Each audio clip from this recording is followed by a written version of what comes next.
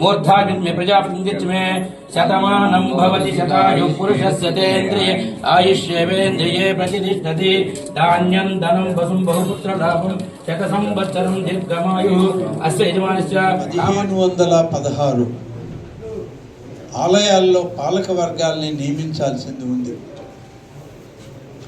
కూటమి ప్రభుత్వం వచ్చాక కొన్ని ఆలయాల పాలక వర్గాల సమయం ఉంది కాబట్టి ఆ ఆలయాల్లో పాలక మండలిని రద్దు చేయకుండా ఆ పాలక మండలిని కొనసాగిస్తూ భర్తీ చేయాల్సినటువంటి పాలక మండలిలో 1002 ఆలయాలకి పాలక వర్గాల్ని ఏర్పాటు చేయడం జరిగింది ఈ ప్రభుత్వం.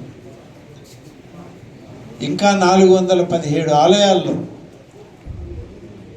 ఈ ప్రక్రియ కొనసాగుతూ ఉంది. సమయాన్ని బట్టి అన్ని ఆలయాల్లో కూడా పాలక వర్గాల అధ్యక్షుల్ని నియమించడం జరుగుతుంది. సిజిఎఫ్ నిధుల నుంచి కామన్ గుడ్ ఫండ్ అని ఆలయాల పునర్నిర్మాణానికే ఖర్చు పెడతారు. ఈ నిధులు 495 ఆలయాలను మంజూరు చేశాను నేను వచ్చాక.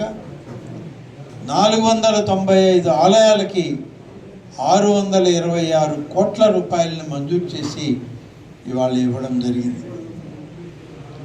అలాగే దోపదీప నైవేద్యం స్కీమ్లో 5821 ఆలయాలకి దాదాపుగా 70 కోట్ల రూపాయలు విడుదల చేసి ఆ 70 కోట్ల రూపాయలతో ఈరోజు ప్రతి ఆలయంలో దీపం పెట్టడానికి కానీ నైవేద్యం పెట్టడానికి కానీ కొంత వెసులుబాటు ఇవ్వాలి, ఆర్థిక స్తోమత లేని ఆలయాలని చెప్పి ఆలోచన చేసి ఈరోజు 5821 ఆలయాలకి ప్రతి నెల 10వ తారీఖు వచ్చేటప్పటికి 10,000 రూపాయలు 1వ తారీఖు వచ్చేటప్పటికి వాళ్ళకి బ్యాంక్ అకౌంట్లో జమ చేసి కొంచెం ఇంచుమించుగా 70 కోట్ల రూపాయలు ఖర్చు చేస్తుంది.